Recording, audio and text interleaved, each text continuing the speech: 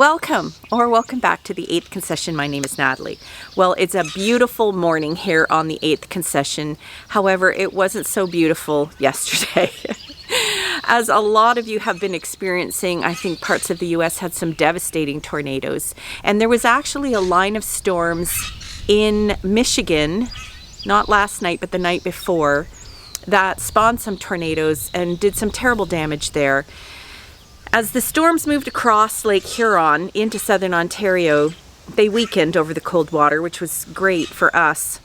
But we still did get hit with some really strong winds. Where we live here on the 8th Concession, we're actually in a bit of a valley. There are drumlins around us, and for those of you who do not live in an area where there have been glaciers, drumlins are these large hills that have been formed by glaciers. And when the glaciers retreat, the hills are still here. And we're kind of in a valley between some drumlins. So when it's windy, we tend to be in a bit of a wind tunnel. And when the winds from these storms came through yesterday, well, we did not escape unscathed. This is our gazebo. So our gazebo sits at the end of our driveway, which we are turning into a patio eventually, but it is not yet. And it was a great refuge for us from not only the sun and even a light rain, but especially the bugs. We have a lot of mosquitoes here on the 8th Concession, and with the insect nets, the curtains, it was a perfect place to retreat from it all.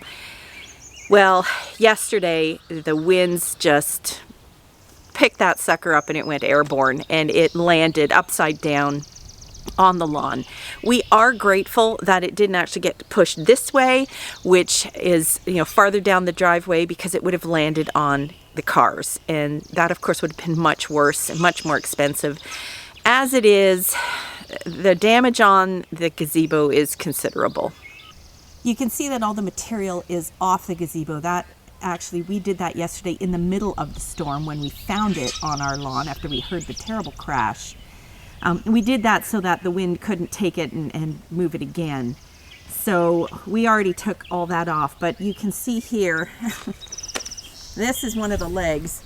That's supposed to be straight, okay? That bend at the end is not supposed to be there.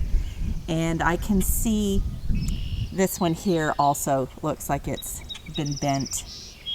I'm not sure too much else has happened to the frame, but the cover is also ripped where it goes over the corners here. So the worst part of it is trying to buy a new cover is almost as expensive as the cost of the whole gazebo, because we got it on a really good deal last year, half price. And I saw some bad reviews on the covers as well, saying that it's not actually a proper cover, it's a universal cover and it doesn't fit properly. So Craig is actually going to try and fix that leg, if you can believe it. We know that where it's bent, the metal is going to be weak, but we're going to try, and he's going to see if he can reinforce it. And then I'm going to have a look at the cover to see if I can sew it and reinforce it as well. So maybe we can limp through the season and try and look for another good deal on a gazebo, but it was pretty disappointing. Again, I'm grateful it didn't wreck the cars. So what can you do? We're going to repair it as best we can. I know other people have sustained much worse damage over the last few days of the terrible storm, so I don't want to complain too much. So I thought, to make myself feel better, I'm going to go to some nurseries, pick up some new plants, and plant some beautiful flowers. But not in this pot, of course, because this was also picked up and dropped and smashed. So I guess I'm buying myself a new planter as well.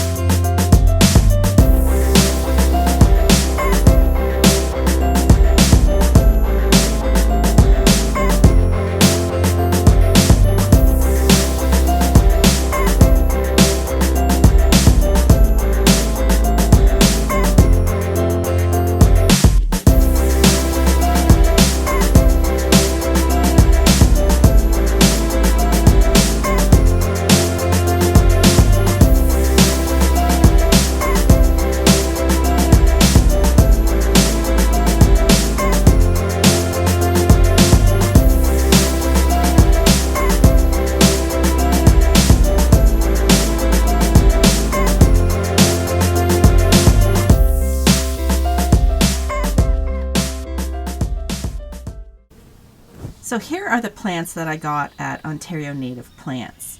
Now these three down here are actually just common milkweed. We do have milkweed growing on the property here, but my son, who lives in London, Ontario, he wants to start a butterfly garden and encourage the monarchs to come. So he asked me if I could get him some common milkweed. Now I could have collected the seeds or dug up some of ours, but these were such good healthy plants that I got him some common milkweed. Let's see what else we've got here. This is rose mallow. So this is a lot like a rose of Sharon, but it is a native plant and it likes wet ground. So these plants I've bought here all to sort of rehabilitate around our pond.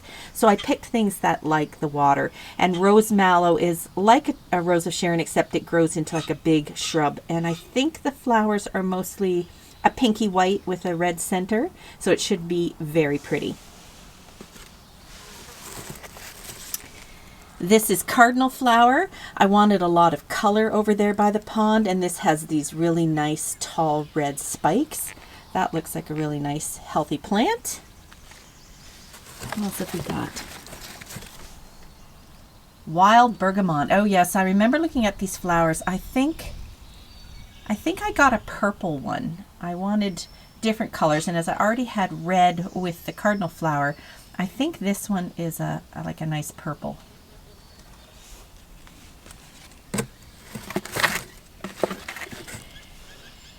This is smooth oxeye. So this is a little bit like a black-eyed Susan, I think, but I thought the yellow would really look striking over there and give it some brightness. These look really nice and healthy. This is Eastern Redbud. I don't actually remember even what this looks like. This looks like a bit of a shrub to me. I don't remember ordering this. I'm going to have to go back and check. Yes, so this is actually a shrub, but it has the most beautiful pink flowers. And again, it likes moist soil, so it'll look beautiful over by our pond. So this is what I picked up at Northland Nursery. Now they sell perennials. So this here is a rock cress.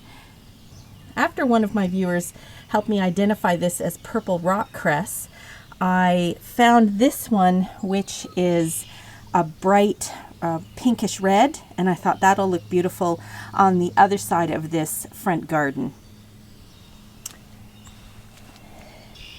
This one here is, gosh, I forget the name and it's not labeled, turtle head, I think. And it has little flowers that look like little turtle heads. And this is also a moist ground loving plant. So this is destined to go over by the pond when we get that cleared out a little bit. And this one here is a creeping thyme with bright red or dark pink flowers. And that's also to go over by the pond when we get the arbor cemented into the ground and I want to build a flagstone path over to the pond. I want to put this thyme in between the stones. So these two I can't plant right away, but this one can go in the front garden, which is looking great, by the way. All the spring colors, the beautiful daffodils, the rock cress, the tulips. It's really so nice to see color coming back to the garden.